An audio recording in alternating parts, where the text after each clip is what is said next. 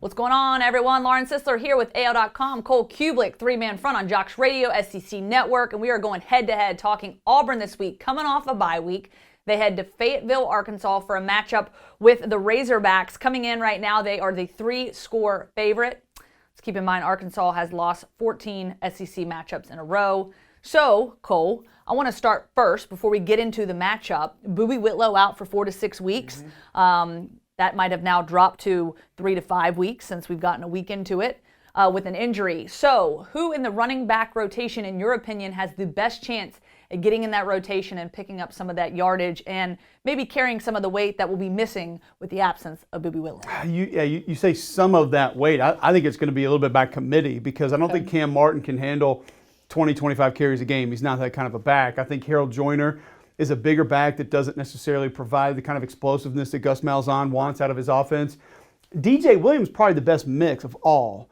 A guy who can give you the explosive plays, has some breakaway speed, and can be big enough, durable enough to maybe handle that many carries, but he's a true freshman. We don't really know. We haven't seen him in enough game action just yet to determine if he's the guy. We saw Malik Miller late against Florida. Maybe he's an option for this team. And then keep in mind, you have Sean Shivers and Anthony Schwartz, who can maybe do some perimeter stuff, but they're not going to be between the tackle guys that are taking 15 carries a game. So I think you go Cam Martin first. You look at DJ Williams. They had the off week to be able to maybe get him in some scrimmage situations to see how much he's going to be able to handle. And I think Harold Joyner is going to be a big part as well. And when you look at this matchup with Arkansas, a team that, again, has lost 14 straight in the SEC. Now, they've kept it kind of close. 4 points against Kentucky. They lost by 7 points and 4 points in these last 3 games.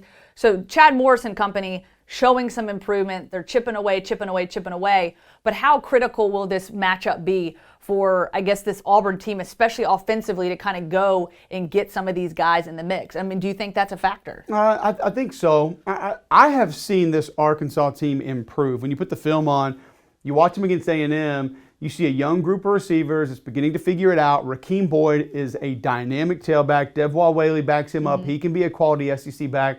The offensive line hadn't played great football.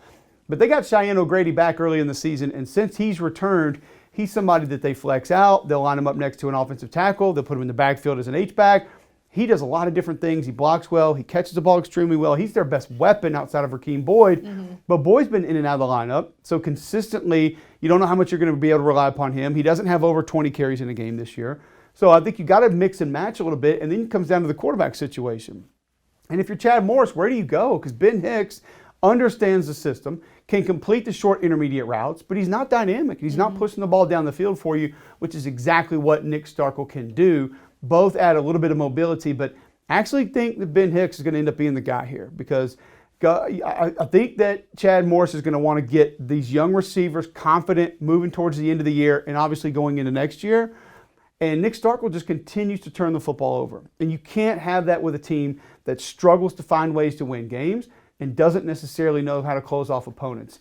Defensively, I think where Auburn is going to maybe have a little bit of trouble is the front seven is playing decent ball. McTelvin Agim is an NFL defensive tackle. They have 2 other defensive tackles next to him that I feel like are playing good ball.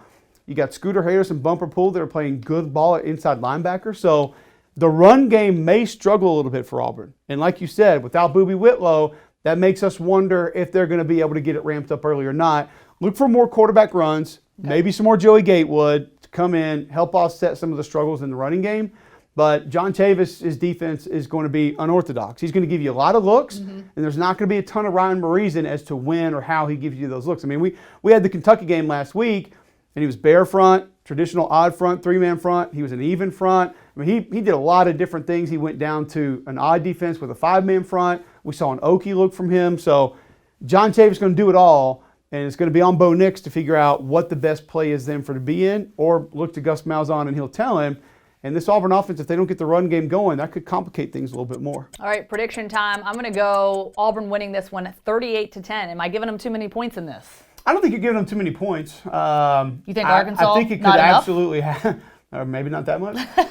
This Auburn defense is still pretty good. Let's not forget. I mean, Derek Brown is going to play. Marlon Davidson is going to play. Right. So, yeah, and the secondary is good.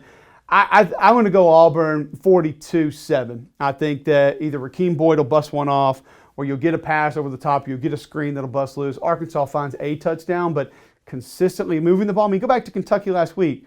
Rakeem Boyd goes 70-something yards on, I think, the third play of the game, and they couldn't get the run game going after that. So it's not like they've consecutively had all this success against different defenses, and I think we're discounting a little bit how good the Auburn defense is.